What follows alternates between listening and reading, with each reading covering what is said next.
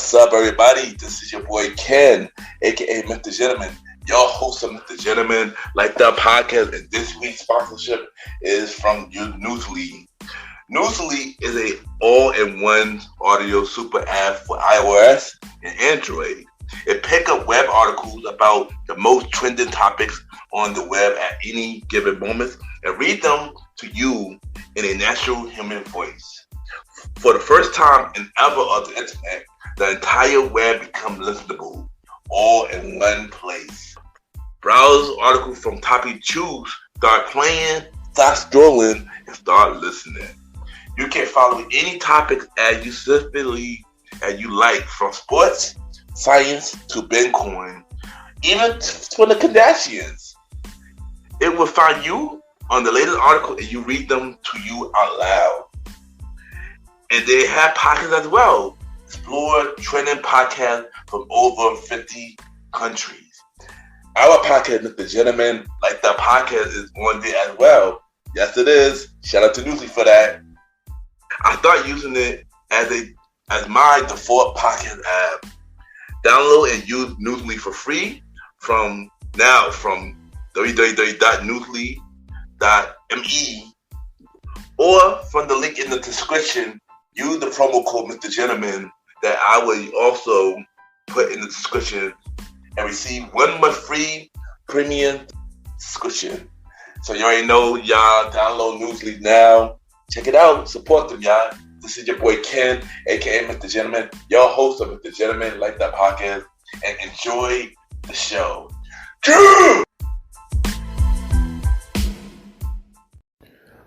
You are now listening to MrGentleman Lifestyle Podcast. Chill!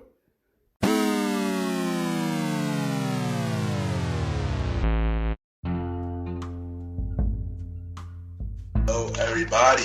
This is your boy Ken, aka MrGentleman, 1/4 of the Premier Boys podcast, and your host of MrGentleman Lifestyle Podcast. And welcome to another new episode of MrGentleman Lifestyle Podcast. Hope all is well. Even though season 6 of MrGentleman Lifestyle Podcast is over, I still got some bonus episodes to give to y'all over the summer. So every 2 weeks on Sundays, I will be giving y'all a road to season 7 episode, a bonus episode. And this first bonus episode is my guest appearance on the Bro Podcast Show, the Star Ride Star Time podcast. Basically, we talk about samples and reboots. And, this was a really cool episode. And, thank you to the bros for bringing me back on the show, pre-show. And, yeah. So, y'all already know what to do. Sit back, relax, and check out my guest appearance on the Star Ride Podcast Show, Star Time podcast. Yeah!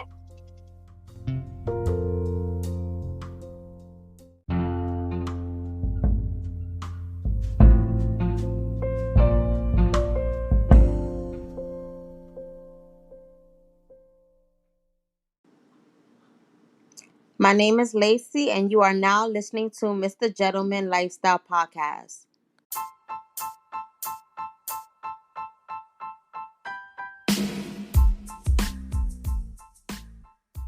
Hello, everybody.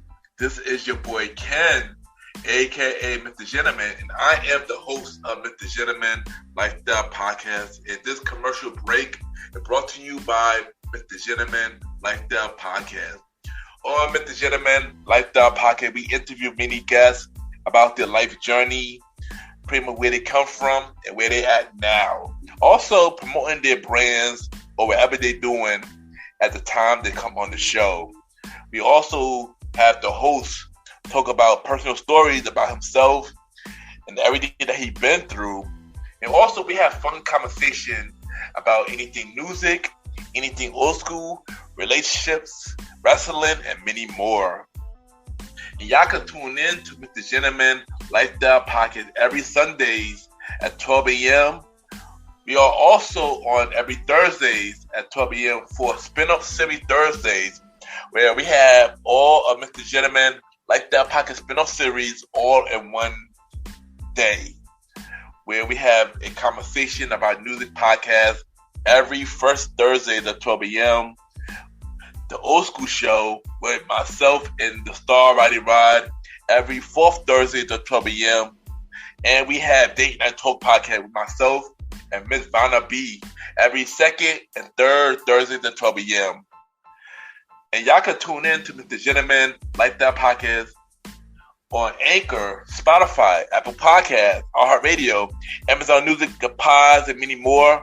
Or y'all can check it out on the official website of Mr. Gentleman Lifestyle Podcast, www.realmrgentlemanlifestylepodcast.com, www.realmrgentlemanlifestylepodcast.com, and tune in every Sundays and Thursdays at 12 a.m. for Mr. Gentleman Lifestyle Podcast.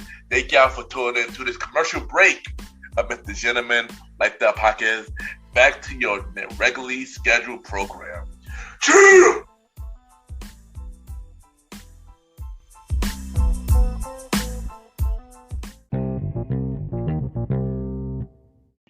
This is the star Roddy Rod, and you are now listening to Mr. Gentleman Lifestyle Podcast.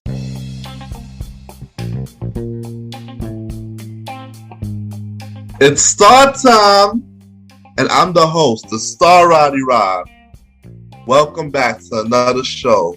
Today is the season finale, and we got a special guest.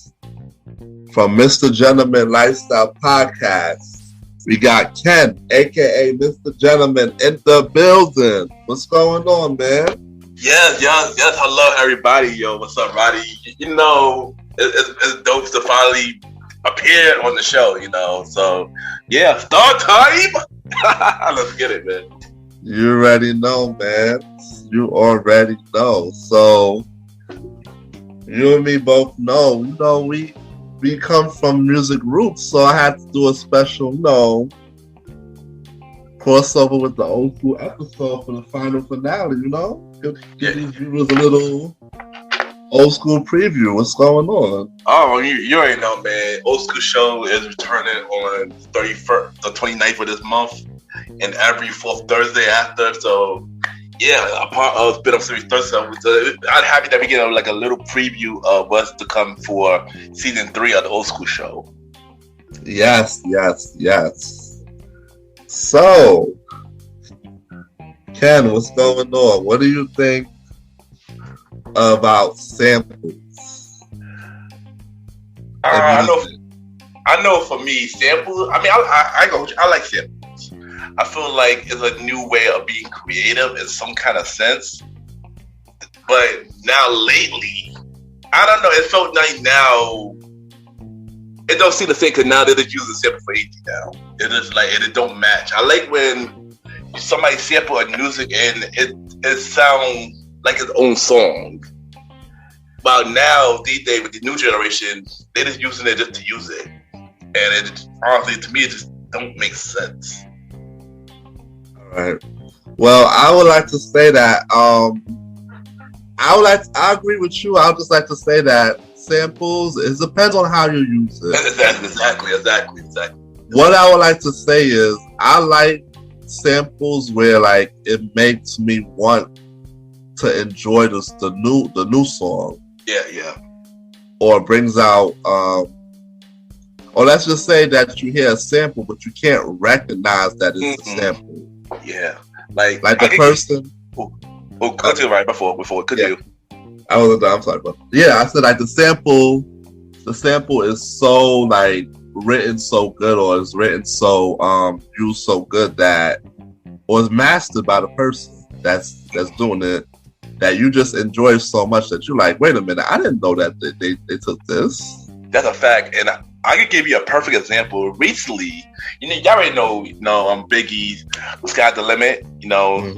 That's a dope song. But recently, I discovered that it was a sample by Bobby Cobweb called "My Flame." And when I heard "My Flame," I'm like, "Yo, hold up! I never knew the whole time that "Sky's the Limit" was a sample until like literally recently." So, what part did they sample for the folks?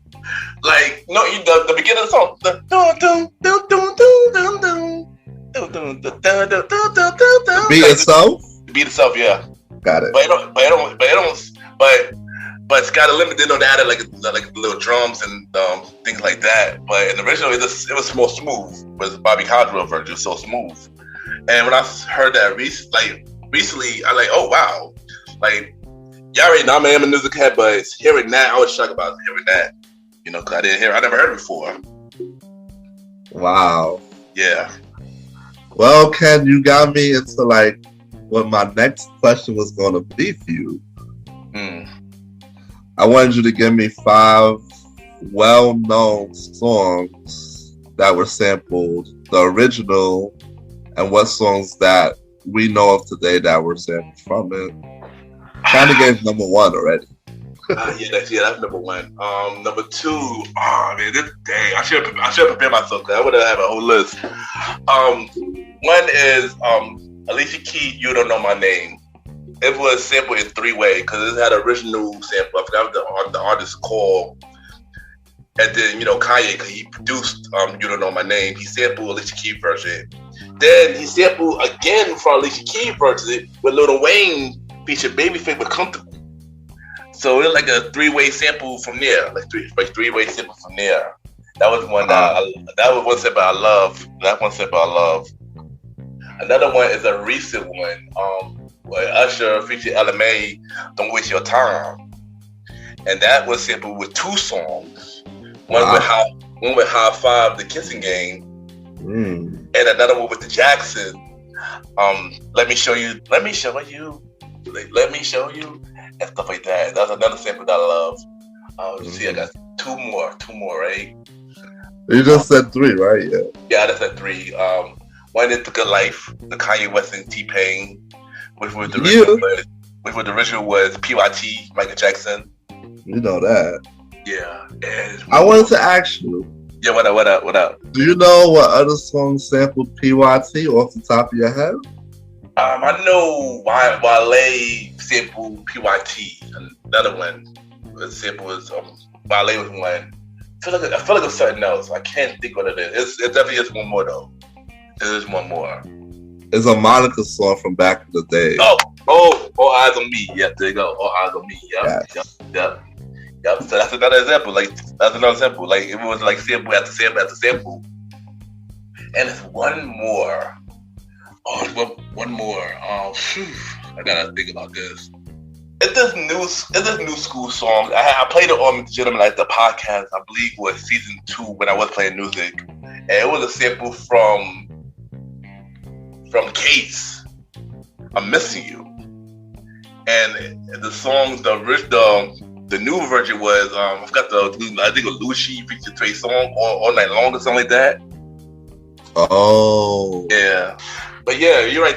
But this question is very, I love it. Like, it's because so many samples that's really dope that, that did good for the original was amazing, but the what did we do that sound good?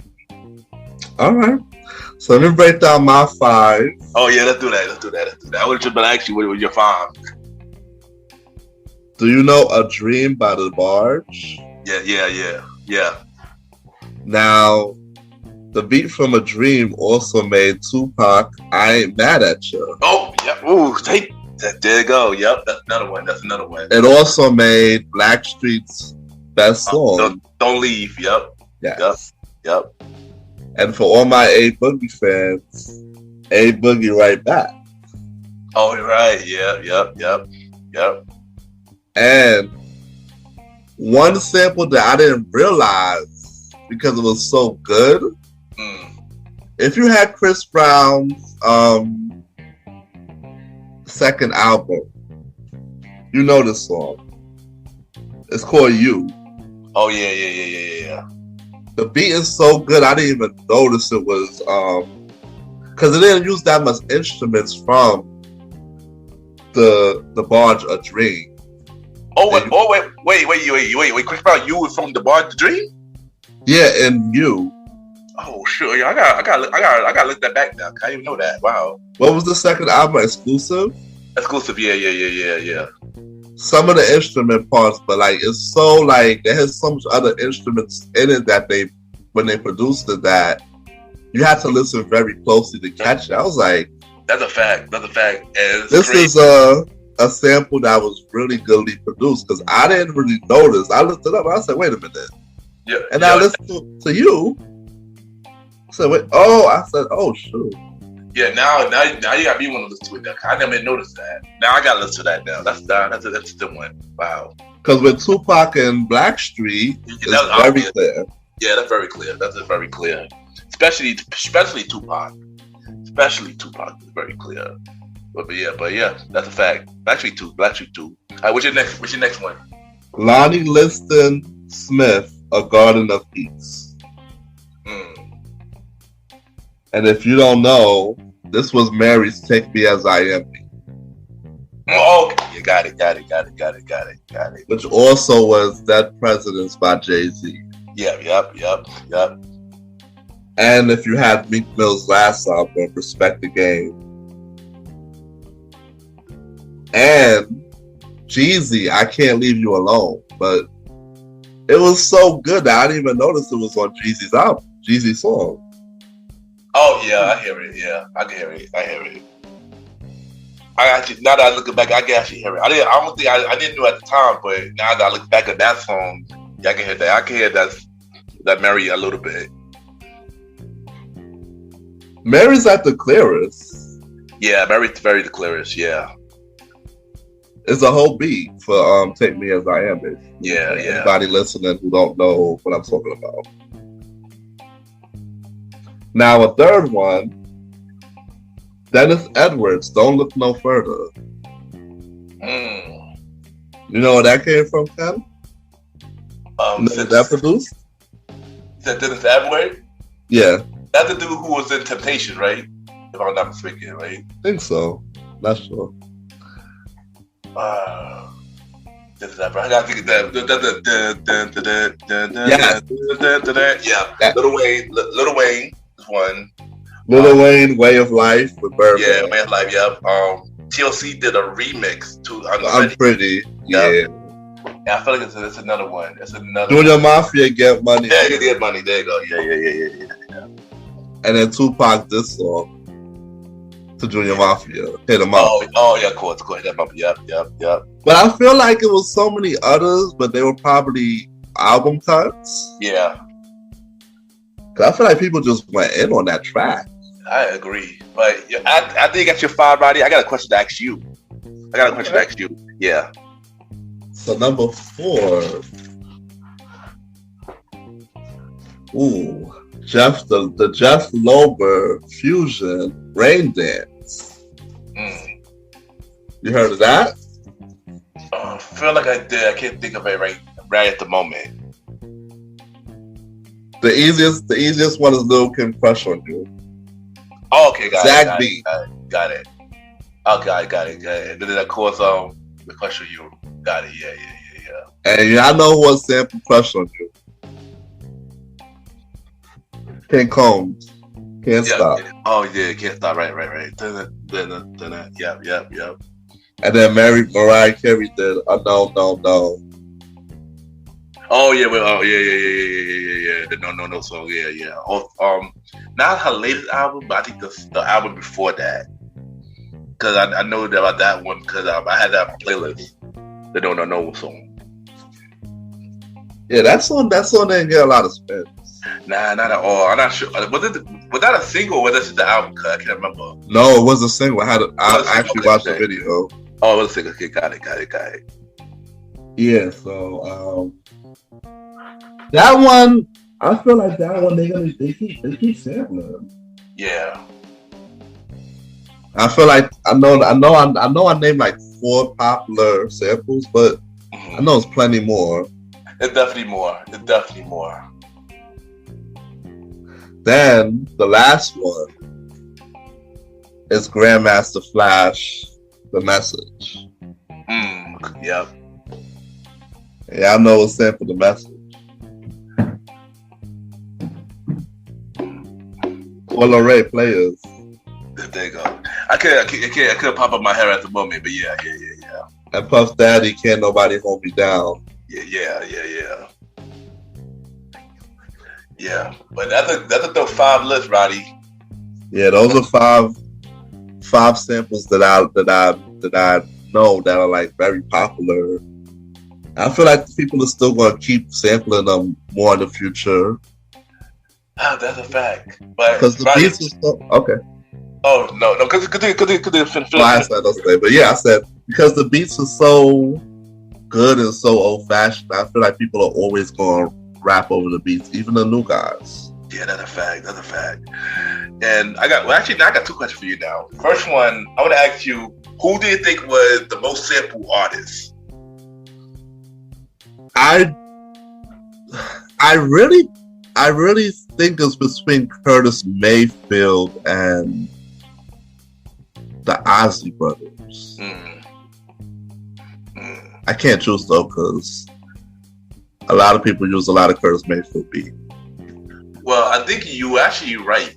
It's definitely the Ozzy brothers. The Ozzy brothers was the most sampled artist ever. Wow. Yeah, I believe it's the Ozzy brothers. I think second. I want to say I'm not sure if the second one I'm right with the second one. I think it's James Brown. I think it's James Brown. I'm not. Go ahead. No. I think Dave Brown. I do know a couple artists that did sample James Brown. I do know a couple, like a few. I'm not gonna lie. I'm not all the way up on my James Brown, so I don't know too much of his songs like that. Yeah. But I am more familiar with Marvin Gaye stuff. Marvin Gaye's another one. Marvin Gaye's another one too. Like for example, for Marvin Gaye, I'm G-Unit. I just want to know you. Oh, that's a J. Yeah, that's a Marvin Gaye sample from "Come With Me, Angel" by Angel. That's one. I believe "I Want You" is a sample. "I Want You" was a sample as well from Marvin Gaye. I can't remember the song at the moment, but that song was sampled as well. "I Want You." But Marvin Gaye song was sampled a lot too, though. Definitely was sampled a lot. Yeah, but this family went hard for these lawsuits. Yeah, of course. They said as Sharon sampled Marvin Gaye. Of course, Robert Thicke sampled Marvin Gaye. That was pretty obvious. That was pretty obvious. I'm trying to think of somebody else. It definitely wasn't Back to Sleep was from what though? What, say again? Back to Sleep. Back to Sleep? What was Back to Sleep from? I wish I should have done research on it. No. But Back to Sleep. It definitely is a sample, but I can't think what it is at the moment though. I know they blended it with Let's Get Marvin Gaye something. Oh, they did. Oh wow! I hope Chris Brown will get sued next for the family. That's the case. Even though the song's like damn near 10 years now. Yeah. Look what they did with Bloodlines. Look what they did with Bloodlines. That song was like a couple years like after so. Yeah, and that one. Ed Sheeran was like same thing, like 2014. Ed Sheeran came out. Oh wow, like, yeah. 2014, and yeah. Sexual Healing, yeah. Oh, it was, right. Sexual Healing was a sample from Back to Sleep. Right. Now, me and you had some off-screen discussions, and you like how Chris Brown sampled a lot of his songs on his Heartbreak album. Yeah.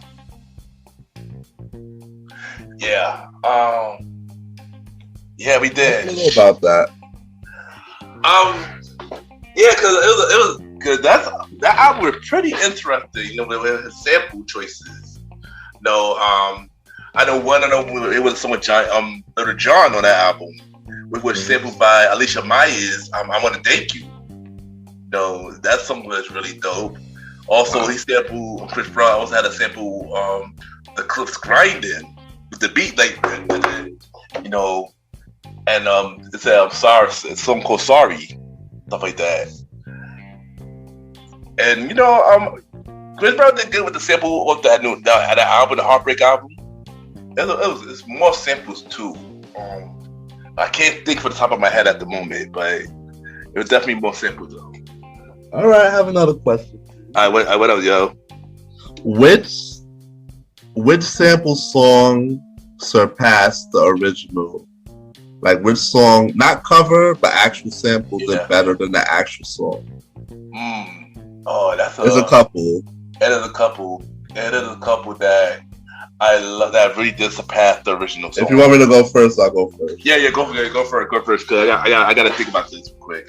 Montrose Jordan's "This Is How We Do It" surpassed children's song. Children's story, yeah. Children's story for sure. Yeah. They don't even play children's story like that before Montrose Jordan, or they just blended in. Yeah. All right, what you got, Roddy? For some reason, I'm leaning towards Wild Thoughts with DJ Khaled, but then again, I can't really say that. It's probably on the same balance. Because Maria was very big too. Oh, Maria was a big hit. So I can't say that. I cannot say that. Yeah, Maria was a big hit. Yeah, even though Wild Thoughts was done well.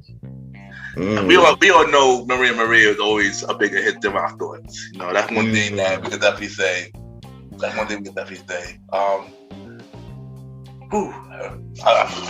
Keep going, right? I try to think of something. Keep going. Let me see. When P. Diddy made I don't want to, it's equal. I don't know. Everybody I'm thinking about is kind of equal because you had P. Diddy with Mario Winans, I Don't Want to Know. Yeah. But you also have the new one with The Weeknd. Yeah. Which is weird because that's a sample of that one, which is also a sample of Ava. I forgot the title. I forgot what the title. I forgot what her title was called. And then you had the Fugees. Ready or Not. Yep. Is it Ready or Not? Yeah. Ready or Not. Yeah. That's yep. There you go.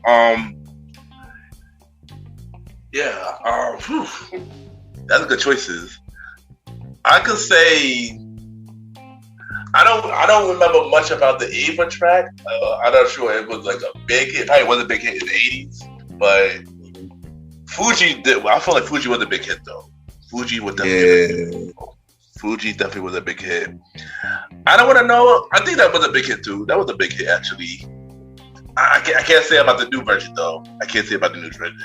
You want to be honest? I don't think the new version is even a sample like that. It's kind of feel like sound like a cover, maybe. I don't know. Maybe I'm wrong. Yeah. Cause it could be both a cover and a sample.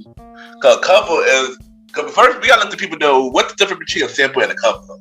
Cause some people could get that confused. A sample is when an artist, they took something from the original and they turn it into a completely different song. They use elements from the original and turn it into a completely different song. A cover is when you covering a song in the past and you just redoing it now. Like for example, for a cover, I forgot the artist's name, but they had a song called Love Train. Mm-hmm. But then in the 90s, Drew Hill made a song called Love Train.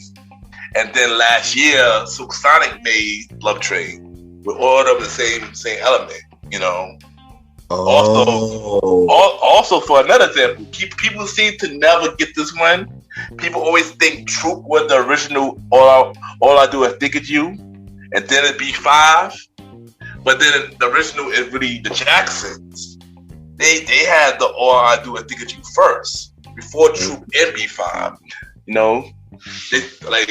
So people definitely seem to get sample and covering mixed up, I know. I would do covers, but that's gonna be a whole separate. Dude, that would be a whole separate thing. That's a whole nother episode. Because I could go into covers for hours. But you know what? But since we on that topic of covers real quick, can you name 5 covers that you like? Or just 5? It's so hard because I know one off the top of my head was Whitney Houston, I Will Always Love You. Oh, Sure. definitely. That's part of mine too, actually. Definitely.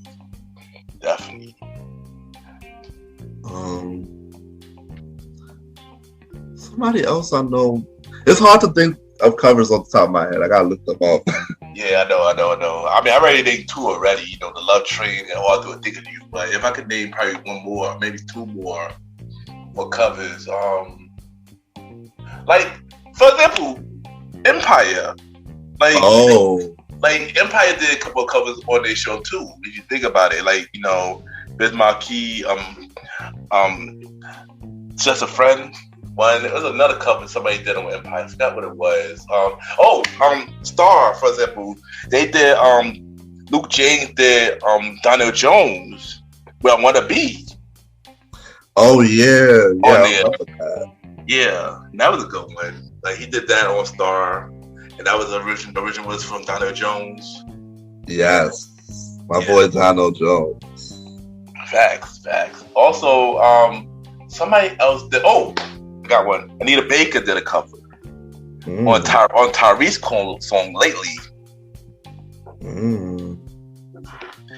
And I could give you one more. Jodeci, the same title, Lately, was a cover from Stevie Wonder.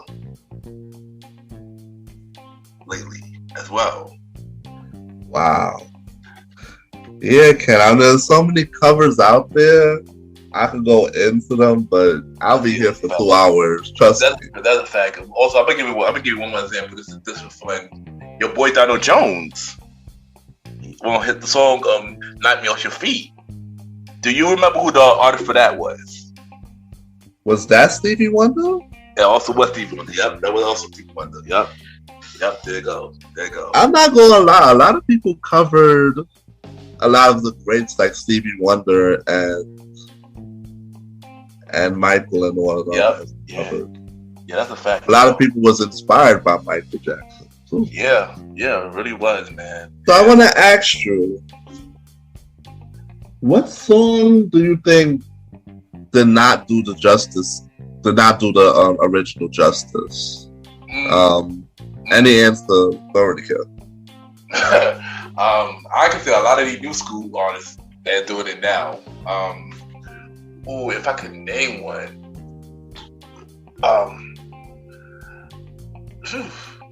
I'll go. Yeah, you go first. You go first. I think I got one in my head, but I just wait to put it out. I don't know. I didn't like the Leighton Green cover of "I Can't Leave Him Alone." I wasn't a fan of it when it came out. I was just nah. That's a good answer. That's a good answer. I mean, she didn't do the song justice to me at all. I agree. That's another song that I wasn't too much of a fan of. I believe it was I like Not Like You, the Bow Wow one. Somebody did a version of that. I say about that, and I didn't like it like that. I think with 2 Chainz. I think I'm gonna say 2 Chainz. Wow. I think with 2 Chainz for that one. I wasn't a big fan of that one. It's a lot more people that didn't do justice. I don't know. I feel like that J-Lo and LL Cool J one should be given to somebody else. The All I Love, All I Have. Oh yeah. Somebody else could have brought it more to life in my eyes. I agree. I wasn't for it. I mean, we don't know reason why about J-Lo. I mean, it's good to that. But I agree with you on that. I didn't like that one either. I agree with you on that. Definitely agree with you on that 100%. I feel like it's one more. Did Nelly and Kelly did good on Dilemma? Yeah, they did a good job. I mean, of course, that one became a diamond hit. Yeah, I enjoyed Dilemma. They did Patti LaBelle justice. So yeah, definitely. I don't know.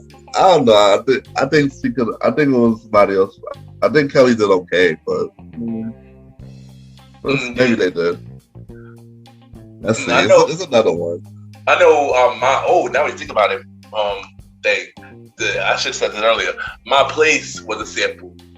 Nelly, My Place. Oh, yeah. Teddy Pendergrass. There you go, Teddy Pendergrass. That's another sample that I love. I should have had that. I knew this could have happened. Like random sample could pop up in my head. I didn't could have answered. But yeah, that's one sample I do love though. But back to the pair sample that did not do justice though. I didn't know a lot of these new school artists though. Like WAP didn't do a good job. I didn't like that. WAP was the sample. Yeah, so WAP is simple. I don't even know the song. There's a hole in this house. That. Yeah. That's a sample from forgot. I can't remember the artist, but yeah, that song definitely a sample too. That is something, bro. yeah, it's a lot. So it's a lot of samples. A lot of samples. I just can't. Yeah, like I also know that I talked about this once, but I didn't like how Drake jacked the whole beat for Scott Pilgrim. He jacked 95% of that song for Take Care. Oh yeah, he did. He really did. Like, I understand if you're a rapper and you do a song that's by a singer, but did you have to incorporate everything and not do no work? Yeah.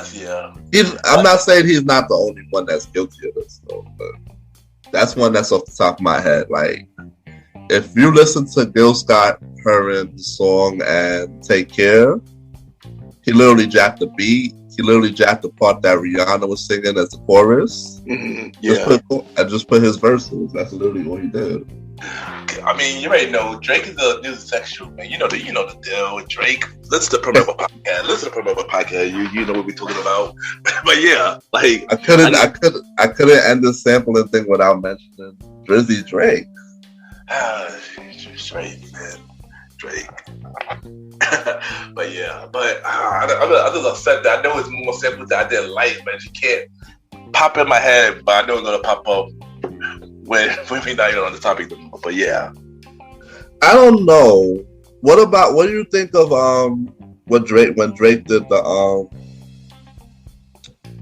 he did a sample off the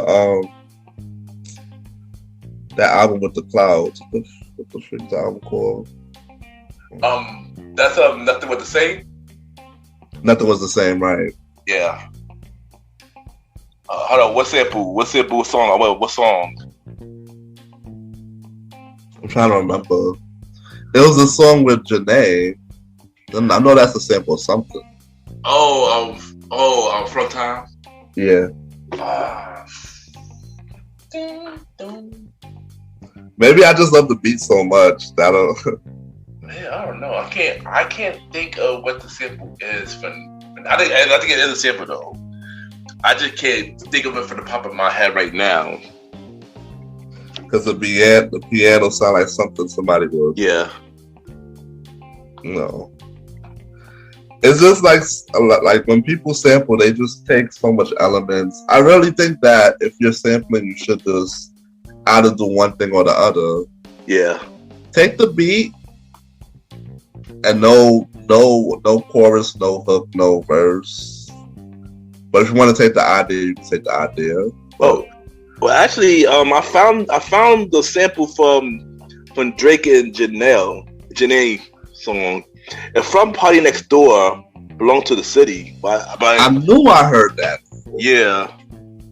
I said, I know this song sounded so familiar. And that's the thing Ken I was talking about. Like, they don't waste no time sampling from the year or two before. Yeah, but the crazy thing is, song after the fact sample from Drake's From Time. Apparently Nas sampled the song called Hollywood Gangster. Wow. Yeah. And other song too that I never heard of, but they sampled from Time. Wow. Yeah. Yeah, crazy, son, crazy. All right. So I wanted to ask you, have you noticed that, like, in the new school music, they have shortened the length of songs? Yeah. I believe they shortened the length of song because you already know a lot of copyright strikes been going on lately, and you know, if they don't get permission from the original artist or record label or stuff like that, it's a guarantee that you're going to get sued for it. So they had no choice but to shorten the length to by 15 to 30 seconds. No, what I'm saying in general, back in the day, songs used to, the shortest length of a song used to be like 3 minutes. Oh yeah. You mean like that? You got that. Now you have songs that's one verse and the chorus and the song's done. Yeah, that's weird. I ain't gonna hold you. That's weird. I like my songs in long length. I ain't gonna hold you, because it brings more story. Like that's what I say about the new school, man. Like, and not really story. Not only new school people, everybody's using that formula. Even everybody's using that formula now. Like everybody who's doing trap and R&B, they're using that formula. Even like SZA and they're using that formula. It's crazy. So I guess some songs I probably never really noticed, but wow, that's wow. Like Bobby Shmurda's song is really 2 minutes and 30 seconds. That's not surprising. That's not surprising, but you would think it's longer, but it's not. Yeah, I mean. So I want to know what's going on with the music being so short. I listened to a lot of the Drake, the 21 Savage album. A lot of those songs are less than 3 minutes. Oh wow.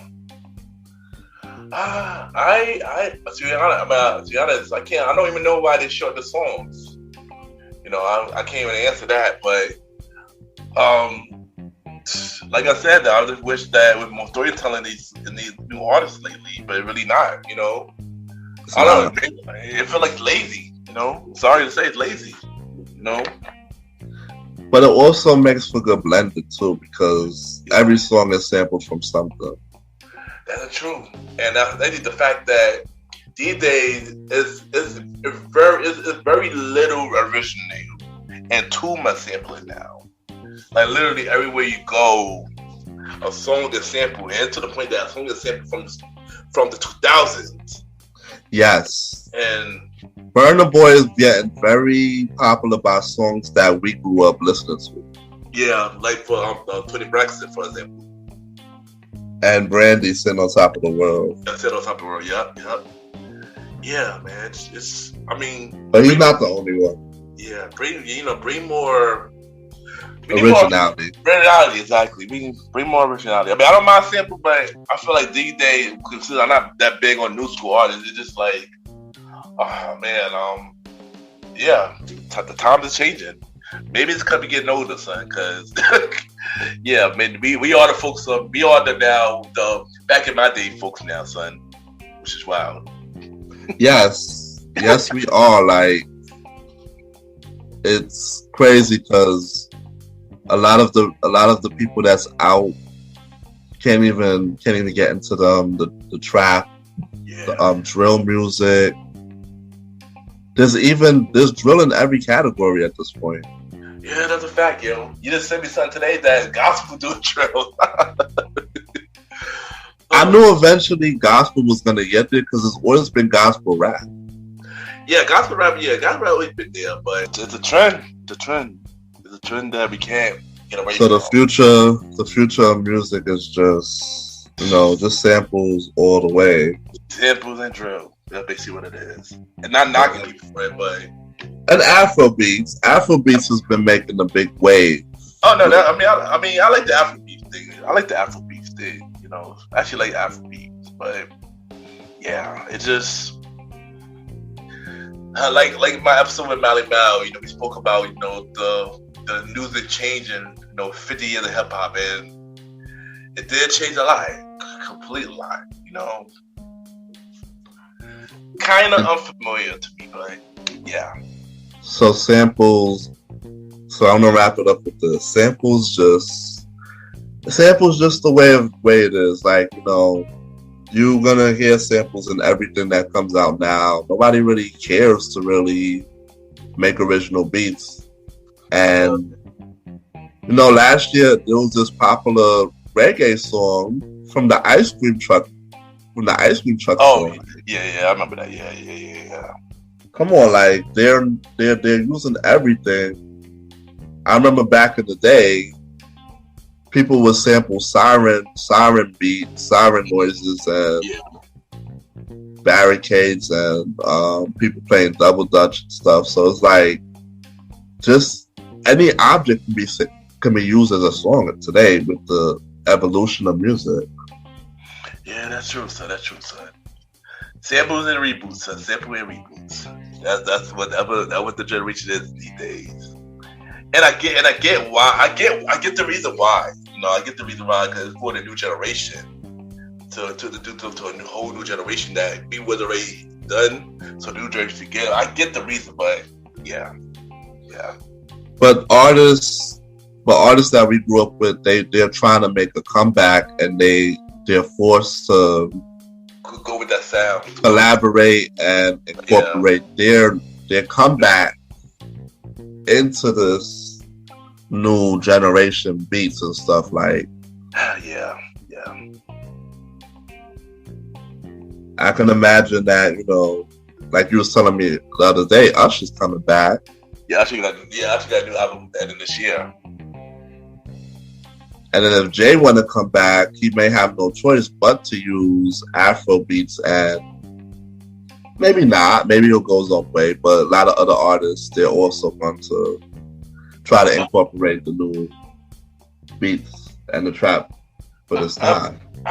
Here my thing if Jay was coming. I don't think he would with that, but I do think he would feature new artists on his project though. I think that's more possible than anything.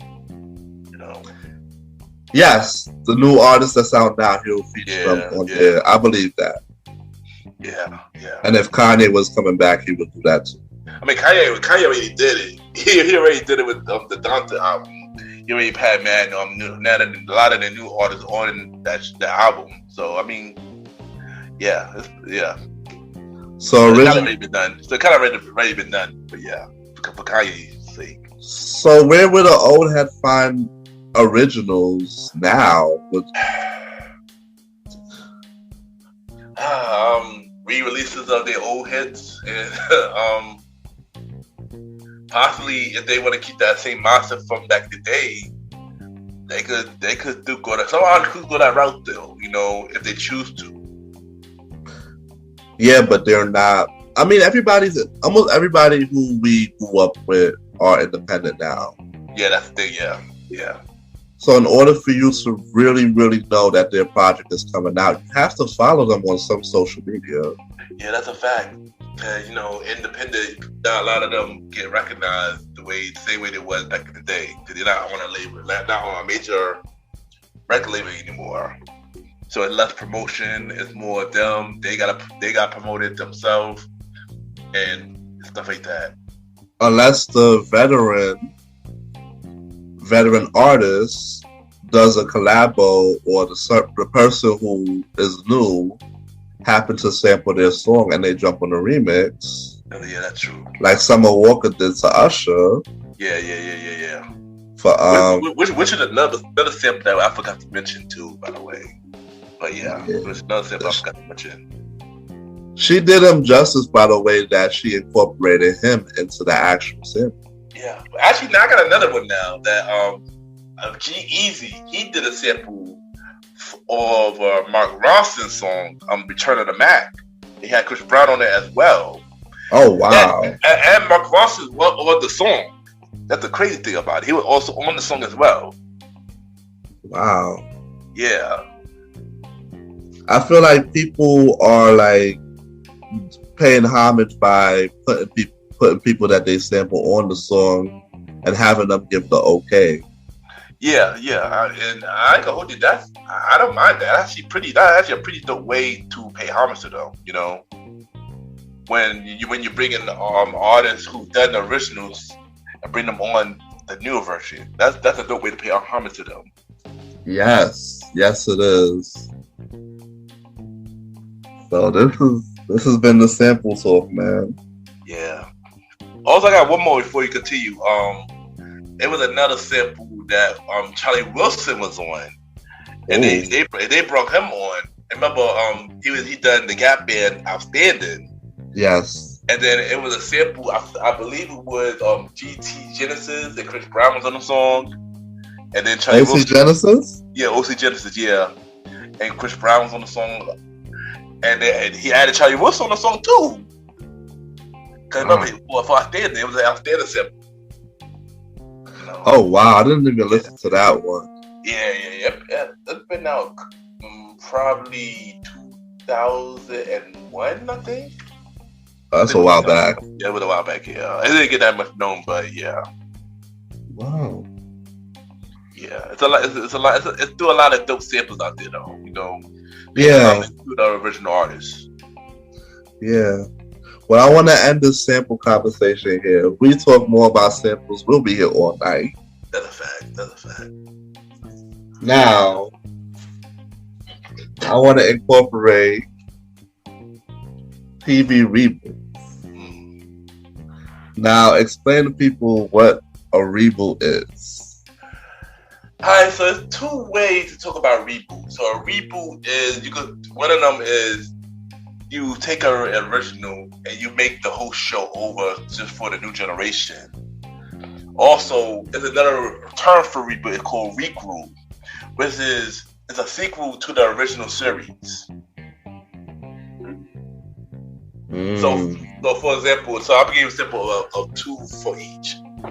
A reboot, if you think of a reboot is, say, for example, it had the original Degrassi. It had a Degrassi High, Degrassi Junior High, and then they reboot that with Degrassi The Next Generation, and then Degrassi The Next Class, and then they're supposed to have a new other reboot of Degrassi that was supposed to be a Max but got canceled.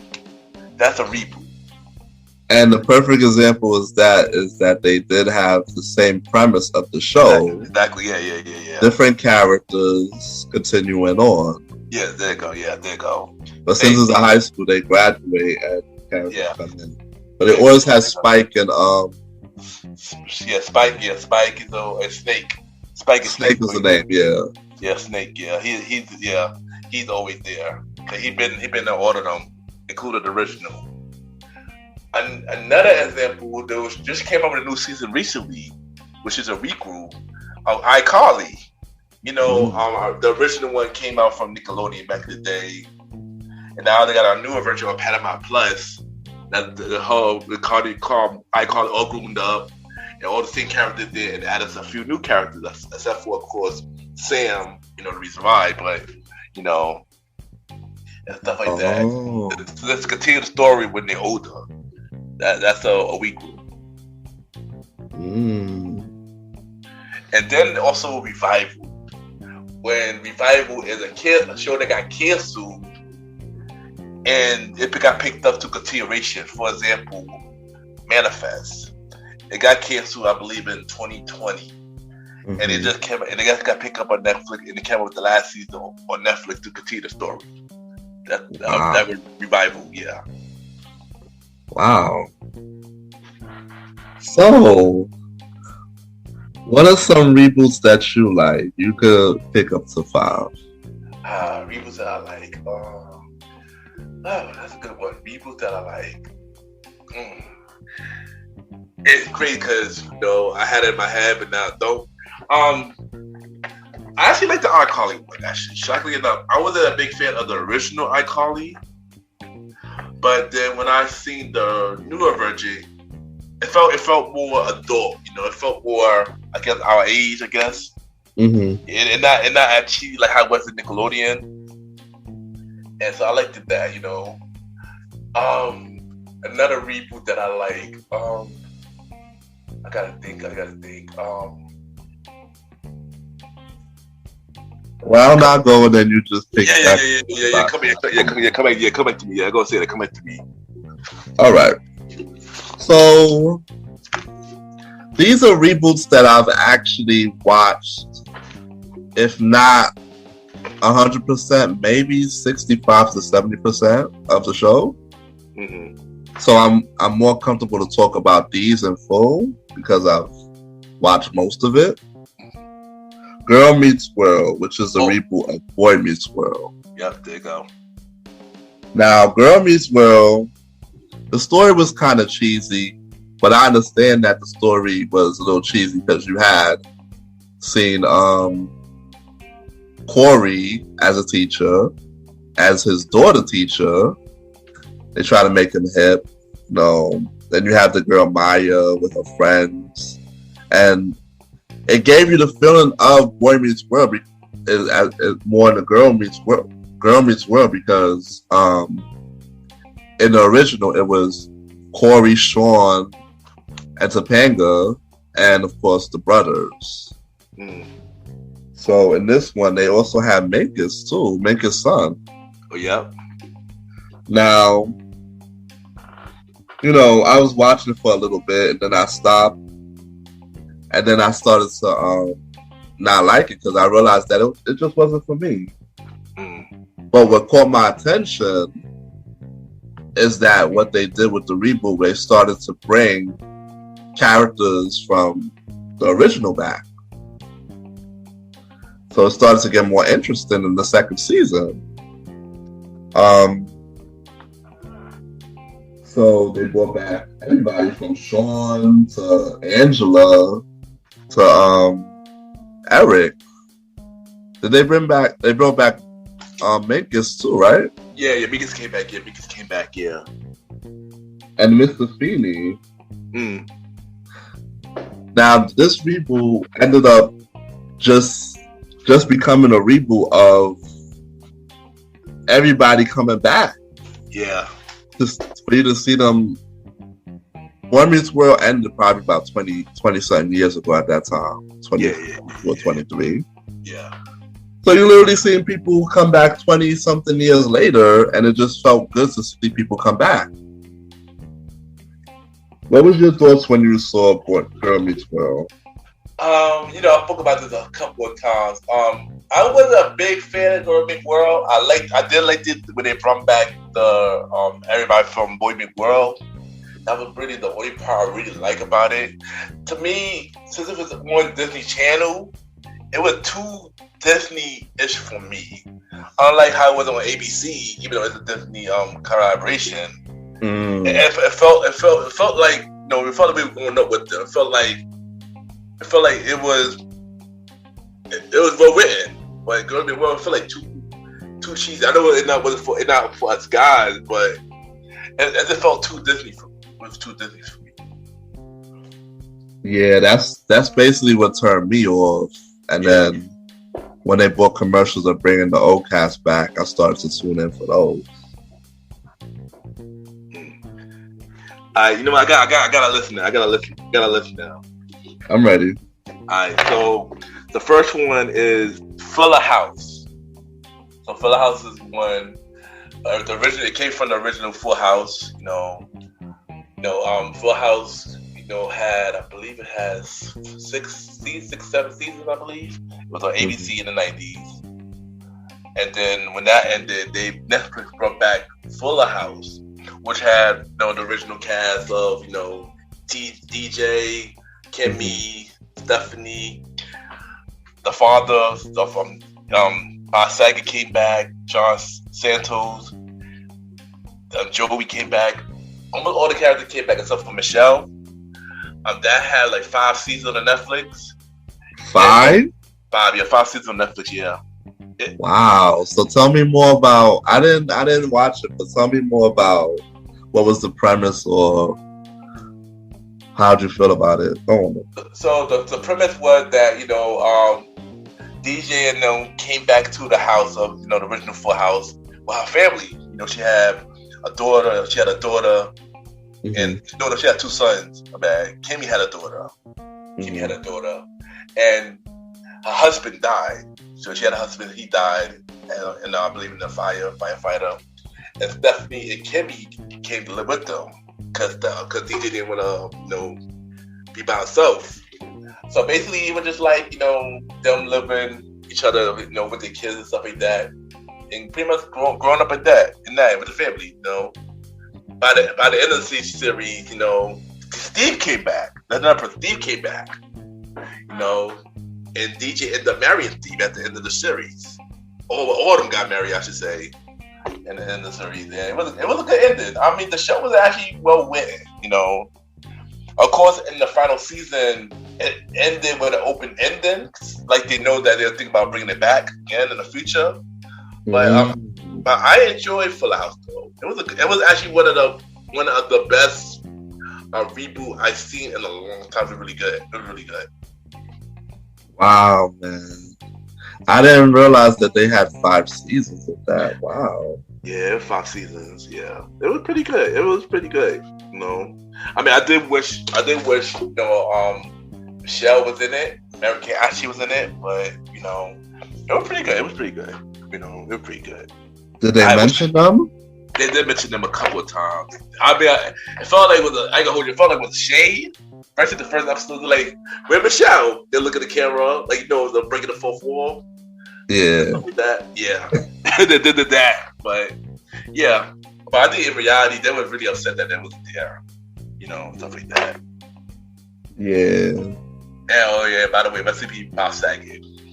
There you go. Yeah, man. All right. What's your next one, Roddy? Let's go back and forth. Let's go back and forth with you. Mixed Dish. I would say it's more of a spinoff of Blackish, though. Yeah, it's more. I think Mixed Dish is more of a prequel, I believe. Like, cause remember, it's telling a story about Rainbow as a kid. So I believe that's a prequel. At least talk about Grownish. Well, I don't want to mention Grownish right now, but I have Mixed Dish in my head. Okay, continue. So Mixed Dish, I don't know. They tried, but it didn't fly. It didn't fly. Like, they tried to make it real good. Like, they had Tika Summer as the mother, and a lot of people were not convinced. Yeah. That Rainbow's mother was so dark skinned. Yeah, because if you watch Grownish, if you watch Blackish. Yeah, you watch Blackish. It would fast forward. Her mother is light skinned and Blackish. So it was weird. It was weird casting. So I agree with you on that. It was kind of weird casting on that part. Yeah, like they could have gave it to the girl who played the wife on Bernie Mac or somebody.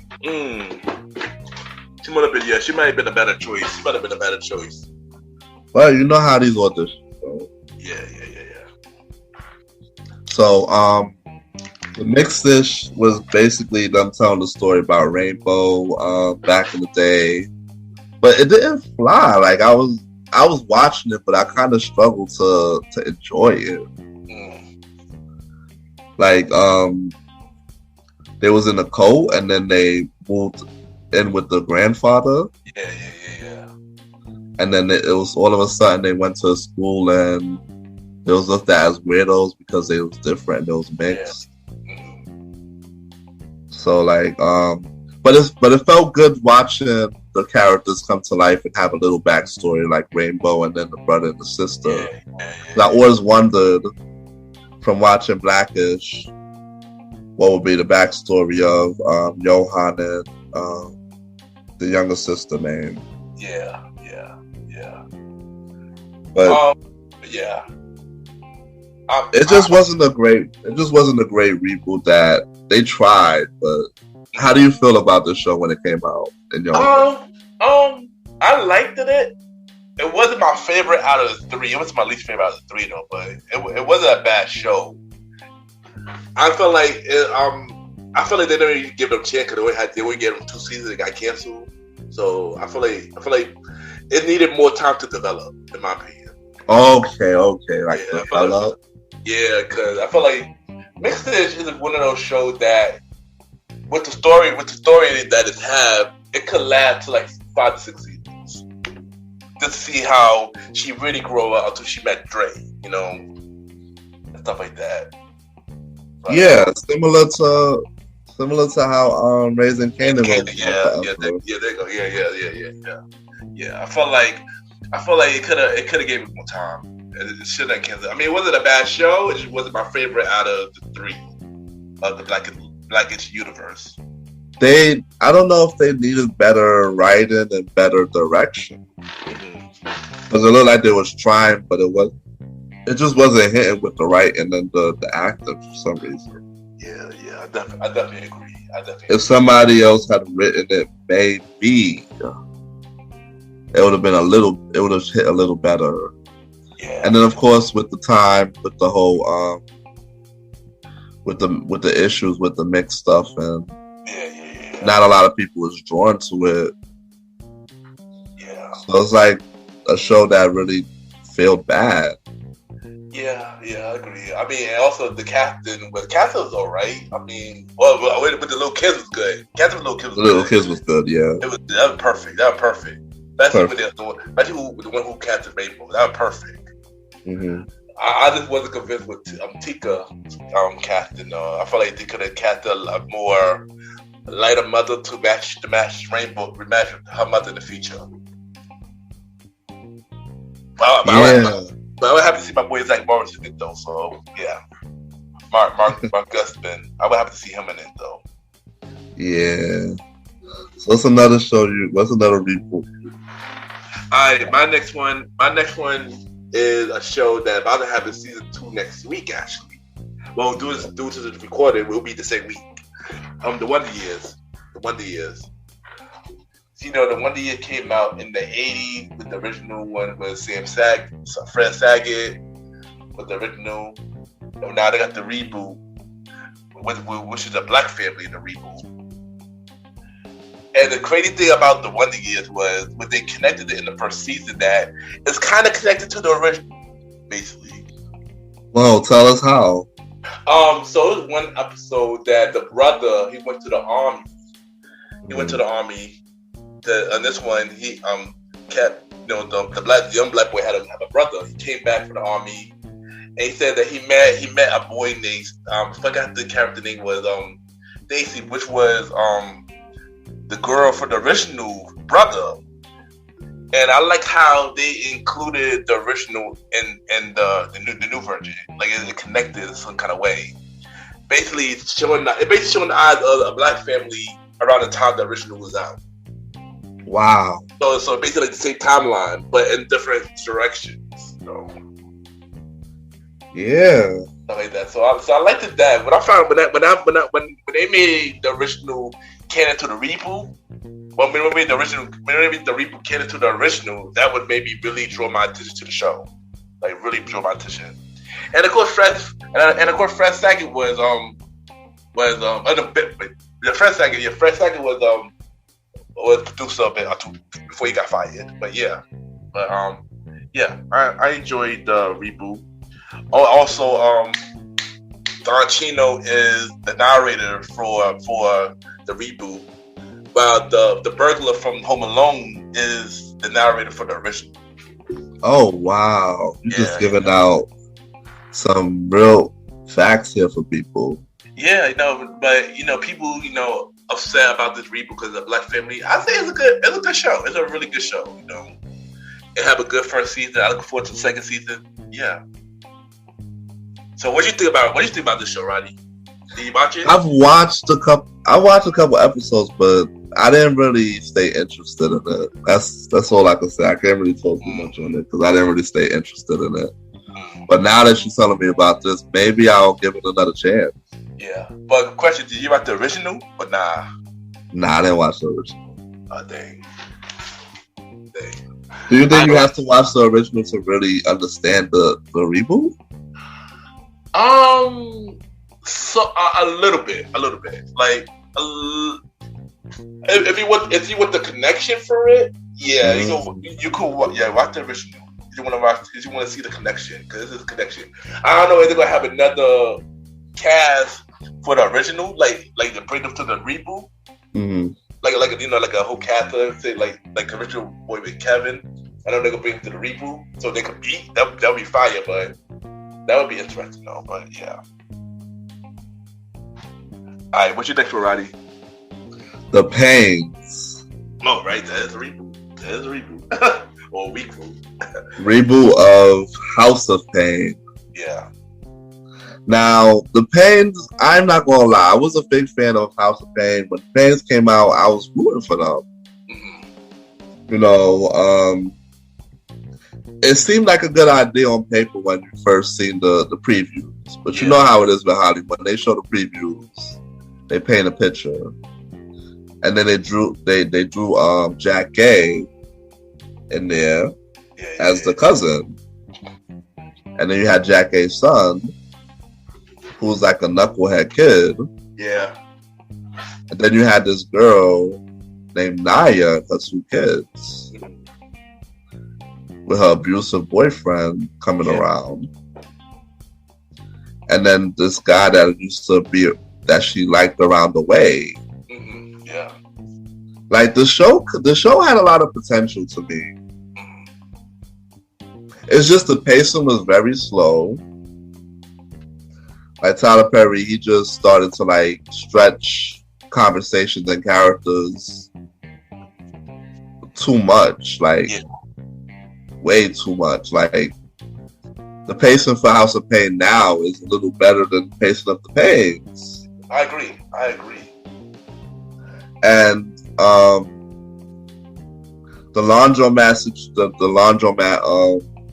idea was kind of, it gave me a little hope because, you know, watching laundromats and other shows making and stuff, you know, is a big money maker. So I said, no, this thing they got something here. Yeah. But obviously, Tyler just did too much with the writing of the characters. And the chemistry wasn't there at all. It just made the show turn into like a train wreck. Oh, man. So I don't even think it made it to a second season. It had a second season. It got canceled after the second season. Oh, it was the second season that got canceled? Yeah, after the second season it got canceled, yeah.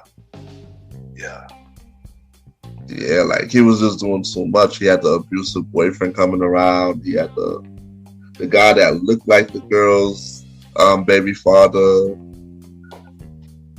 They had the kids doing stuff in the house. It was reminding me of like it made me miss Jasmine and Malik at the same time because the kids had equal characteristics.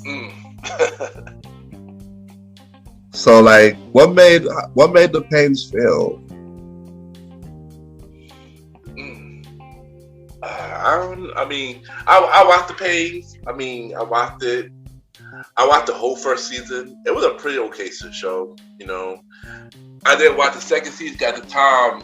Second season wasn't on Hulu. It's on Hulu now, so I could watch the second season, but I don't think it really makes sense to watch the second season now. But I agree with everything you're saying. The show is alright. It felt way too different than House of Pain. Cause I enjoy House of Pain. You know, I love that show to this day. But it was an eye show, but wasn't the biggest fan of the Pain. So, but I like one thing that they did on House of Pain though. They mentioned about the pain. Oh, what they said. And they mentioned about the pain, like Curtis was sleeping, like, you know how Curtis be yelling, like, ooh! Alan was like, what happened? Like, I had a weird dream that we were living in Florida and we ordered a lunch bag. It was a lot of weird people. I was like, oh my god. So he kind of made a canon on House of Pain about the pains. It was kind of funny. It was kind of funny when he said that. And then, of course, he brought back the House of Pain. What would it be, a revival? I guess it's a revival. Yeah, because it's a continuation. Yeah, revival. He did a revival the next year. Yeah, and House of Pain is doing really good. You know, since they brought it back. Man. Yeah, I be enjoying House of Pain, man. My next one is. This show was a Disney classic, and it got a reboot on Disney Plus now. The Proud Family. Oh, sure. So the Proud Family, you know, this is another show that we've done well from the original. Of course, Original was out in the early 2000s. It's done really good. I believe it had 4 or 5 seasons, I believe, in the original. Yeah. And then they brought it back for House of Pain, Louder and Prouder. So far, I got 2 seasons on Disney Plus. Doing really good. A lot of the original cast returned, except for Orlando Brown. We know why. And they added new characters like Keke Palmer is on the show and stuff like that. And pretty much the same things. It just added, current things, of course, like same sex, same sex couple and stuff like that. And I like the topic of this show and stuff like that. It's a really good show. They did good with this Reboot as well.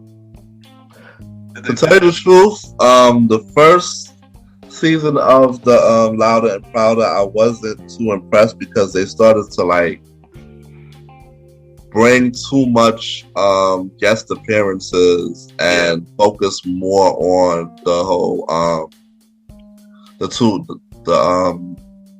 LGBT couple issues a lot in the first season, so it kind of turned me off. I mean, the second season they calmed down a little bit with a lot of the stuff, and they brought back the original source. I'm like, I watched the second season. I'm like, oh, I like this. This is the original Proud Family again. Yeah, I mean, I didn't have an issue with the couple at all, but I get, we get why they did it. I didn't have an issue with it, but I do agree that I do like the second season a lot more than the first season. Though I like the second season, it felt refreshed. It just felt refreshed. Like they were going like the original route from the original show. I think the first season they were trying to basically let them know that we back and we back and we just try we back, just let people know we back. This is like they're almost Yeah. Almost every episode of the first season they had celebrity voices and stuff like that. Like it was like a little forced to me. Like it was trying to show that it was like trying to ride off of the star power. If you know what I mean. Yeah, I get it. I mean, but it wasn't bad though. Yeah, I mean the thing was they had some original. They had some people star power in the original too. I agree. I feel like season 1 they had too much. I agree with that. That they had too much in season 1. They had some in season 2 too, though. They would start season 2 as well, but not as much as season 1. But there was riding off of the star power for people to say that we're here, we're back. Yeah, that's what I'm saying. Yeah. I agree with you. I agree with you on that. But yeah, I like the Proud Family. I'm waiting for them to get renewed for season 3. Yeah, I like the Proud Family, Louder and Prouder. They did a good job with it. That was literally my third one as well. There you go. All right, so you guys want me to go for the next one? Yeah. All right, so my number 4 is, well, this show is a spinoff from another show. This show was on CW, got canceled, was brought on BET for 9 seasons. Oh, sure. Then they got renewed again. Then they got revised again on Paramount Plus. I'm talking about know where you're going. You know the game, and the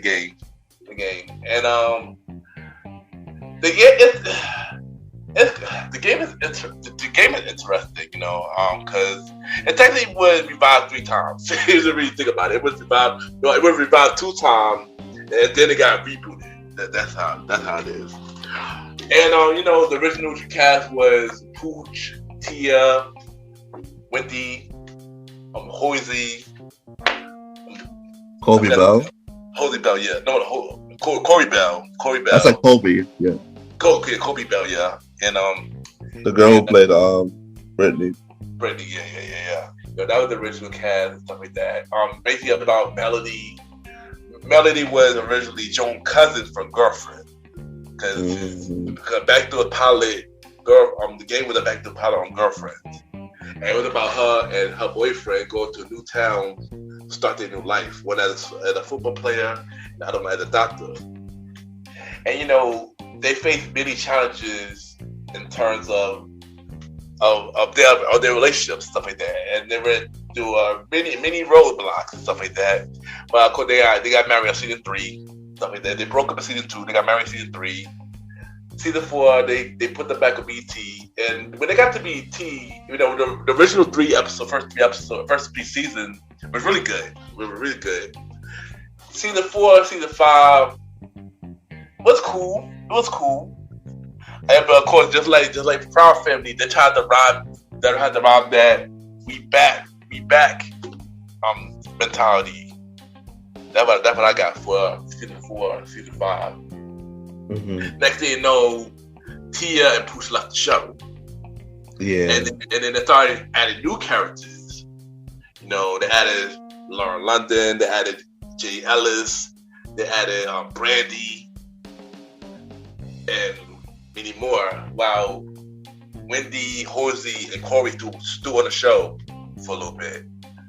And after season 6 to 9, the show changed completely, and it pretty much was up and down for me. It pretty much was up and down for me, and stuff like that. It wasn't a bad show, but it wasn't the same how it was in the original. It wasn't. They dosed way too much. Yeah. But how do you feel about the reboot 2 seasons? The reboot, I actually like it. Of course, they got new characters.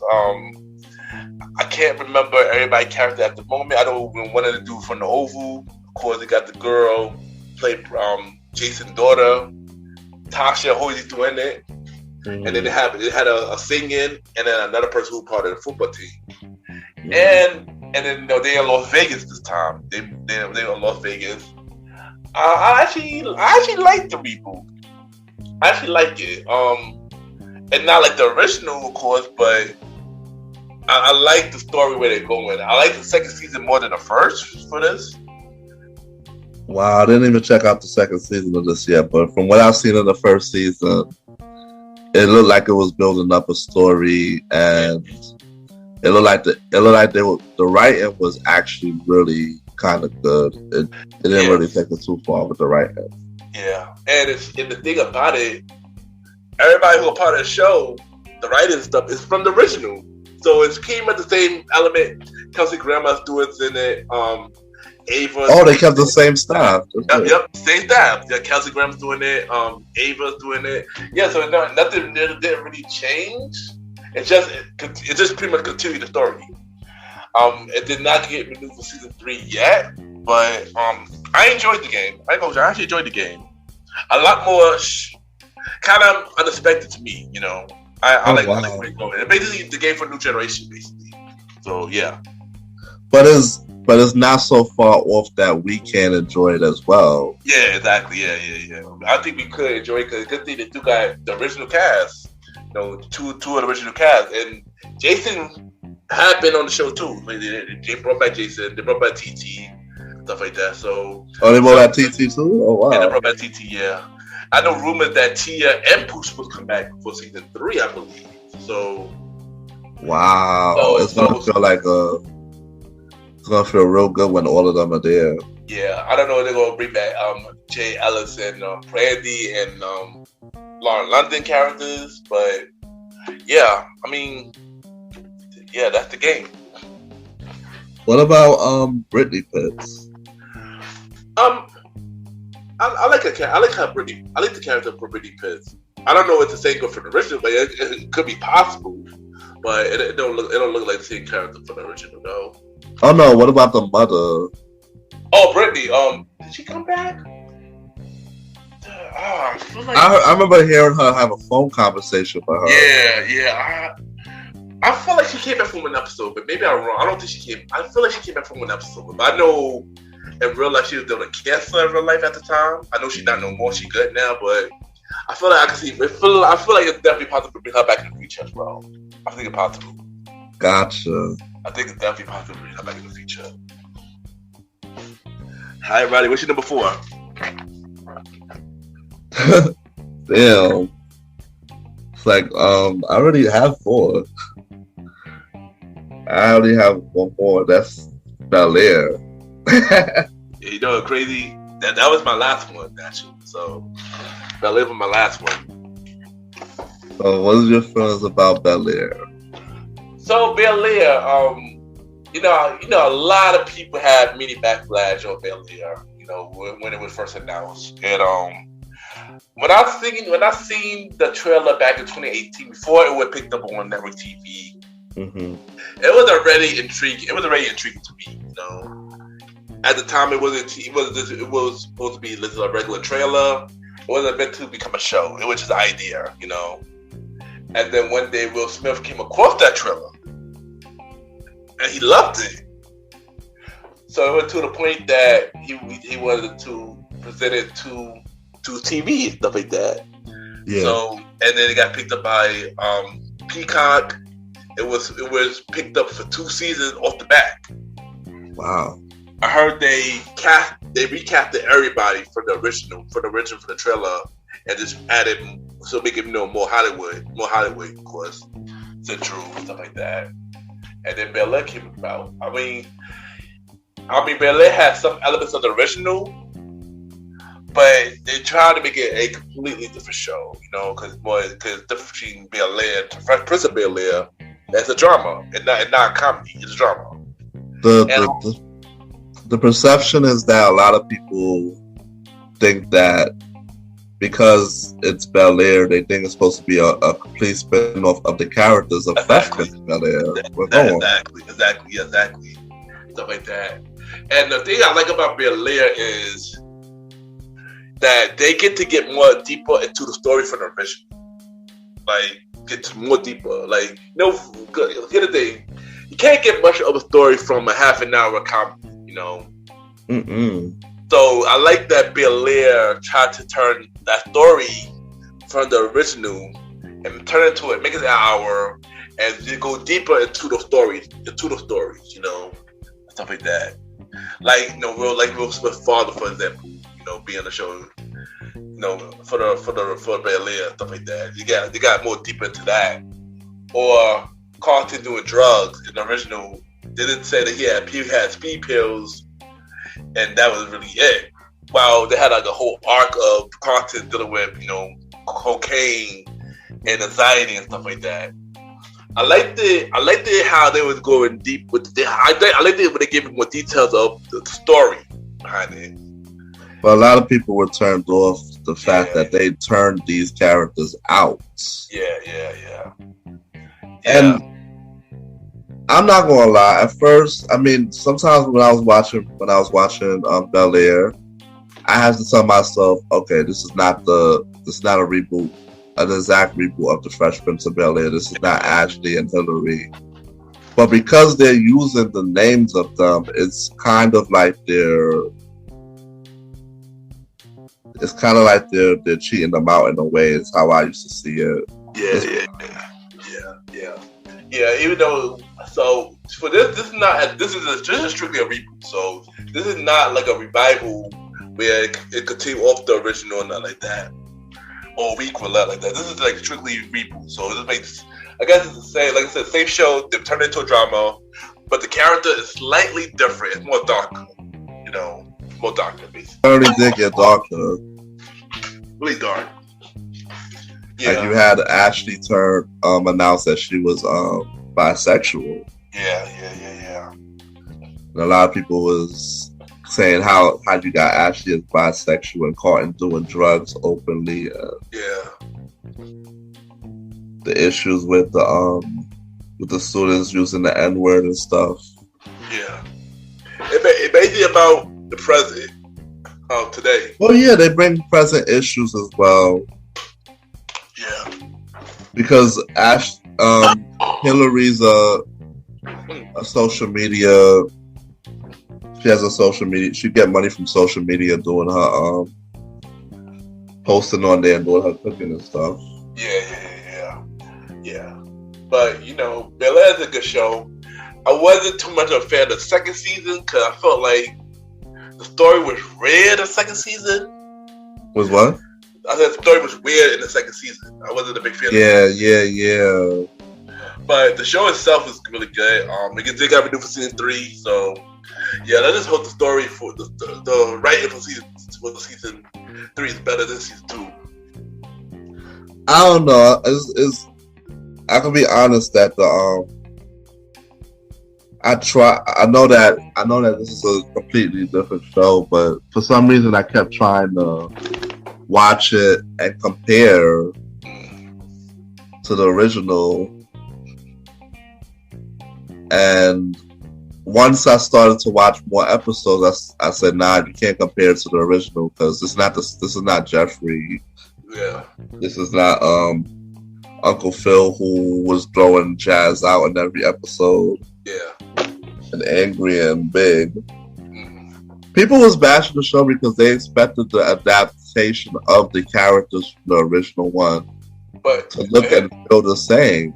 Yeah, but here's my thing though. Even if they did with that route, people still would have complained about it. So I'm happy that exactly people would still complain about it. Yeah, people would still complain about it. And then with that complete route of the original, like everybody the same characters from the original, same story and stuff like that. Everybody would have been upset behind that. It's been done. It's been done. People done trying to follow stuff from the element of the original, and people was upset behind it. So I'm kind of happy that they didn't go that route. I'm happy that it didn't go from the original route and stuff like that. Yeah. But it's like they did have appearances from some of the cast of Fresh Prince of Bel-Air in it. Yeah, they did. I know they had Tatiana Ali for sure. Yeah, Tatiana Ali. The second Vivian. Oh, they had the second Vivian in there too. She played. She was I think the art person who with the new art bib. Oh, got it. The new art, the BLM art bib. Yeah. And then they also have Will Smith's mother in the original one was on the show too. Yeah, she was in there as well. I remember seeing her. Yeah. But I think that's it. I heard rumor Jazzy Jeff is supposed to be on the show soon. Who? Jazzy Jeff. Jazzy Jeff? I would love to see when that happens. Yeah, that would be fire. And of course, we have a couple of guest appearances on the show as well. Marlon's guest appearance. What's his name? Bill Bellamy with a guest appearance. Michael Ealy made a guest appearance on the show so far. Right. I mean, like you said, the storyline for the second season was kind of boring, kind of Yeah. To be honest, Carlton had the best storyline for the second season, in my opinion. The writing for the second season could have been a lot better. I agree. I don't understand why they brought Hillary's boyfriend back, and in order to get Jazz jealous, and then I can answer that easy. I guess. So, like I said, like I mentioned, they tried to add, even though it's not like the original, they tried to add some parts of the original to the show. Because remember, in the original, Hillary did have a boyfriend in the original. Remember, his name was Trevor. He was getting married and he died. I remember that. So by bringing this new dude, it's a perfect way. So I guess in season 3, he might end up getting killed in season 3 to connect to the original. Maybe, who knows? So I feel like I said, they tried to add some case of the original and add it to Bel-Air. Like also, they brought back Jackie, who was a character in the original, and they brought her in Bel-Air. So yeah. Wow. Yeah. But Bel-Air, I like Bel-Air. Like I said, season 2 was not the best. The writing just need to be better. But I'm looking forward to season 3. It's so to me. It's not like I'm sorry they tried, but I was a little. I don't know. I'm gonna give season 3 a chance. I wasn't impressed with season 2. I was ready to not watch it again. I'm sorry. Yeah. It just wasn't impressive to me. Yeah, it wasn't. Like I said, it wasn't the best. But let's see what happens with season 3. I remember there was one more reboot that you did watch, and I would like to know how you felt about. Right. What's the reboot? That's So Raven. Oh, right. I actually did have that on my list too. Actually, I had Raven home in my list. Two actually. That's a crazy thing. So tell us about that one. So Raven Home, basically is about Raven and her two kids. She has a son and a daughter who twins, and they move in the house. Chelsea have a son, and they move in the house as well. And basically, just all of them live together, and they live next. And they live in basically, basically just like it's basically about the kids and stuff like that. A son also does psychic. He also have psychic, like his mother, stuff like that. And they both be having bitches at the same time. So it's kind of funny, stuff like that. And I mean, Raven Home is a cool show. I didn't finish watching the show like that. Only on season 3. They're on season 5 now. So either season 5 or season 6. I think on season 6 now. So now, yeah. And fun fact: That's So Raven was one of the longest running Disney shows ever. It was. I think Raven Home now just might beat them now. Wow. Yeah, because now that's on the 6th season, I think. Let me make sure. Raven Home. But yeah. Because it started in 2017. Wow. I didn't know that Raven Home was going on still for that long. Yeah, I just need to figure out how many seasons it had. But I know in the later seasons, the daughter and Chelsea left the show. And she moved in with her father. She went back to her own home, her old house, where she used to live, and she lives with her father now. In the newest. And it's the father's deaf one or Raven no boyfriend? Oh, the father of the kid, yeah. The father of the kid is deaf one, yeah. But her father. Who father? Raven father. Oh, Raven father. Yeah, he back in the show. Yeah, he back in the show. And yeah, did he see the parents by Corey?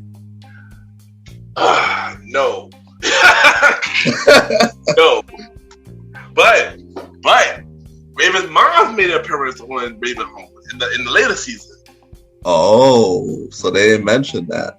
Which is really big because she hadn't made an appearance on That's So Raven since That's So Raven. Wow. Yeah, so Raven Home is on season 6 now. So Raven Home is on season 6. Let's see how long That's So Raven was on it as well.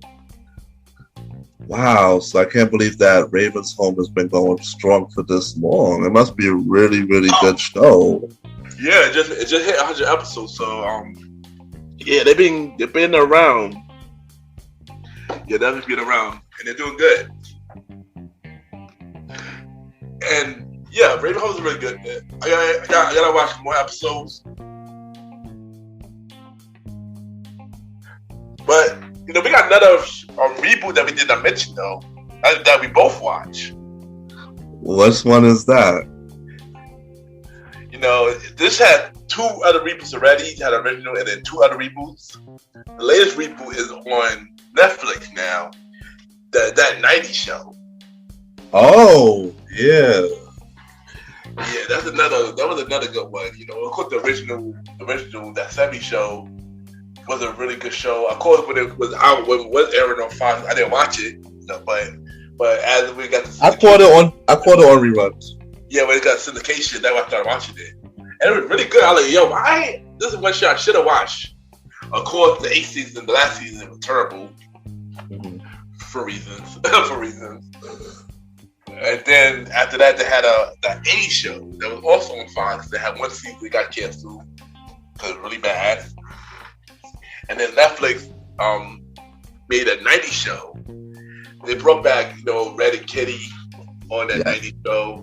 Some of the cast, so it's about Donna and Eric's daughter. Yes. And their whole bunch of friends, and their friends that they met that live around the area Kitty and Red. Of course, they brought back a lot of the original, Donna, Eric, Kelso, Jackie, Fez, stuff like that. They didn't bring back Hive. We don't write the reason. We don't have to get to the reason of that, but yeah.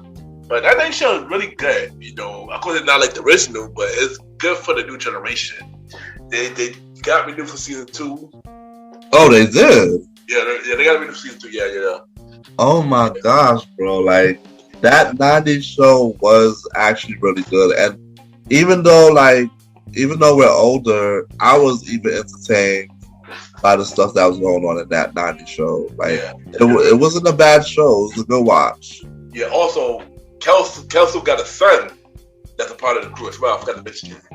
Yes, he does. So there's some elements. And I heard it was a theory that one of the kids is Hive kids, but then I heard that's a little theory that one of the kids is Hive kids.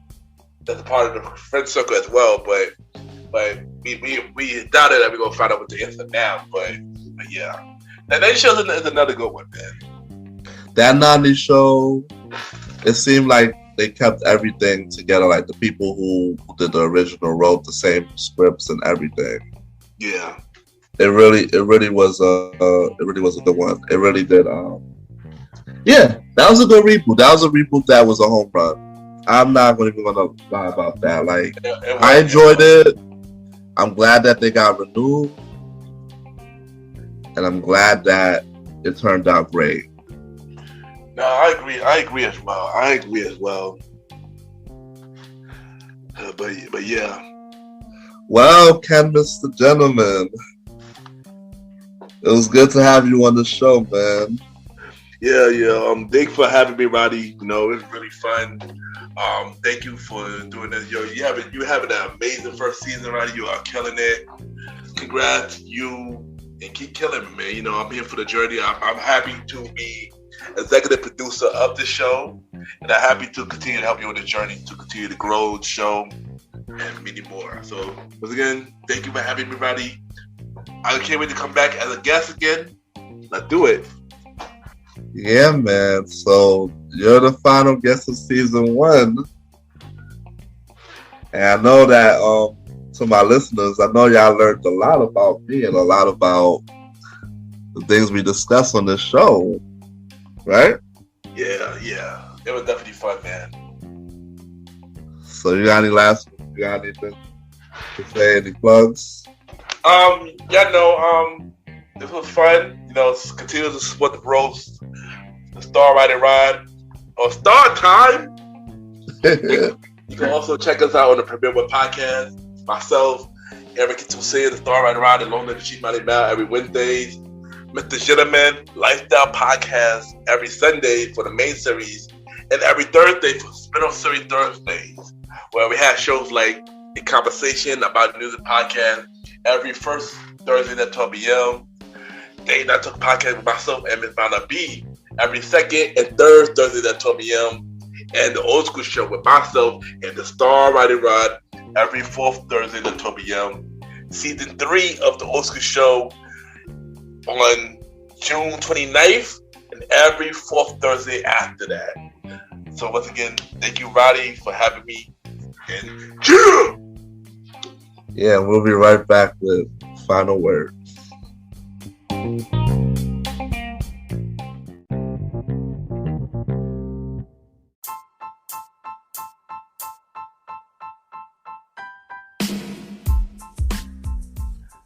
Hello, everybody. This is your boy Ken, aka MrGentleman, like the podcast and the Premier Boy Podcast. And this commercial is brought to you by the Premier Boy Podcast, where where we talk about anything about the culture. You know, hosted by myself, Ken, aka MrGentleman, Mr. Aaron Sands from King Talk with Aaron Sands, the Star Riding Ride, who is also my co-host of the Old School Show, and long live the Chief Mighty Mal. And we talk many topics, from politics, music, sex, love, relationships, and many more. And also every topic that's going on in the news right now. Many of our topics are very controversial, and the podcast show might not be for everybody because we talk about many explicit content. And yeah, so if y'all decided to check out the show, y'all be warned because y'all might need a drink or two. And yeah, because this podcast is so crazy. I'm shocked that it had not got canceled yet. So if y'all looking forward to listen to the Premier Boy Podcast, check it out on Anchor, Spotify, Apple Podcasts, iHeartRadio, and many more. Each and every Wednesday at 12 a.m., you can check out the Proverbial Podcast with myself, Mr. Aaron Sands, Star Roddy Rod, and Long Little Chief Mally Mal. This is your boy Ken, aka MrGentleman. Have a good day and night wherever you're listening to this episode. Now back to the show. Yeah!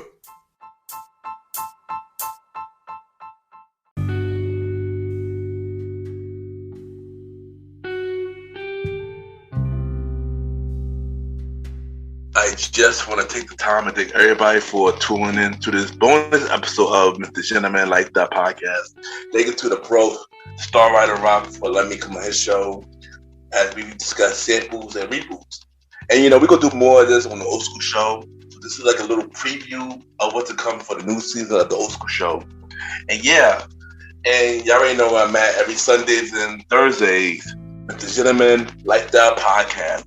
On Spotify, Apple Podcasts, iHeartRadio, Amazon Music, Good Pods, and many more. Y'all can rate the show, 5-star rating on Spotify, Apple Podcasts, Good Pods, and Pod Chasers. The more y'all rate the show, the more people know about MrGentleman Like That Podcast.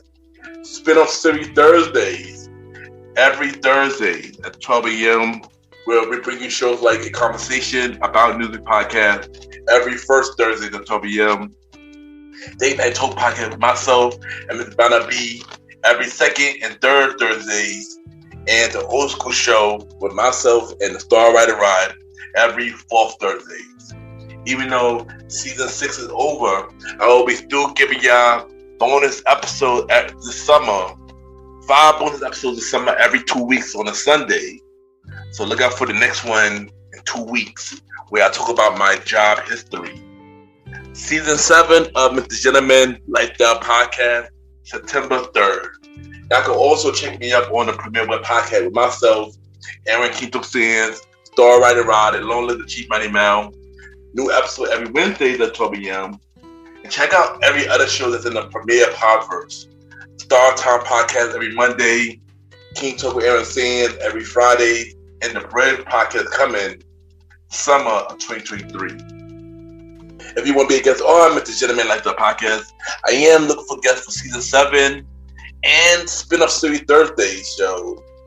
Y'all can see me at bio about yourself and everything that you do to my email, kenYPGENT@gmail.com, kenYPGENT@gmail.com, or hit me up on social media, Ken_MrGentleman. I repeat, Ken, KEN _Mr. MR Gentleman, GENTLEMAN, and we can set something up.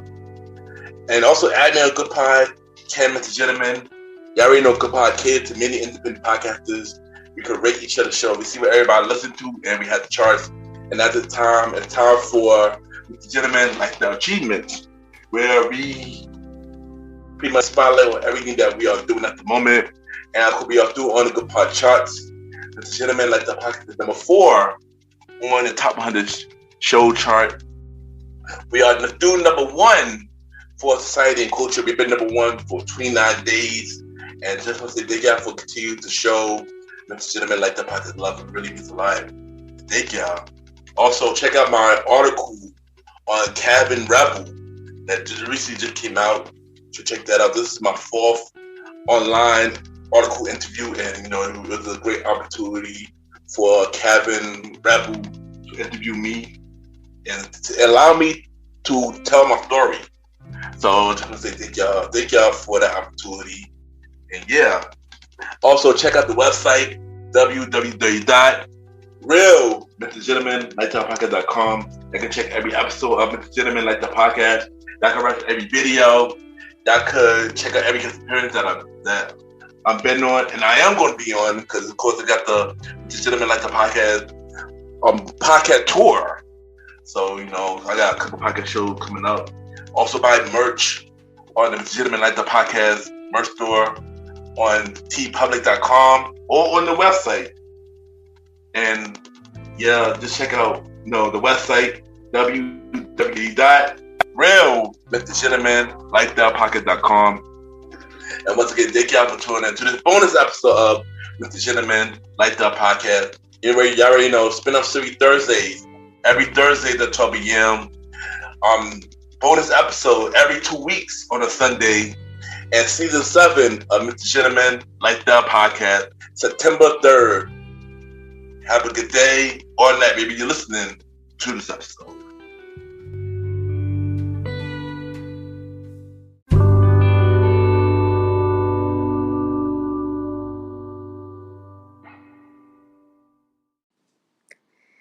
Hey guys, this is Pam Delau coming straight out of Brooklyn, New York, and you are now listening to Mr. Gentleman Lifestyle Podcast.